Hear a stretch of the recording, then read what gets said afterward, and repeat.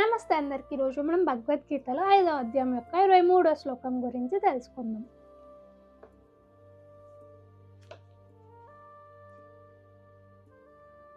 శక్నోతి హైవ యః సోధుం ప్రాక్శరీర విమోక్షణాత్ కామ క్రోధ భావం వేగం సయుక్తః స సుఖినారః.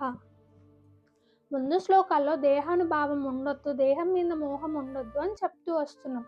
కానీ దేహం కన్నా ముందు మన ఎమోషన్స్ మీద మనకు కంట్రోల్ ఉండాలి, నియంత్రణ ఉండాలి. అంటే కామ క్రోధ మోహ ఎటువంటి చెడు స్వభావాలు మనకి ఉండకూడదు.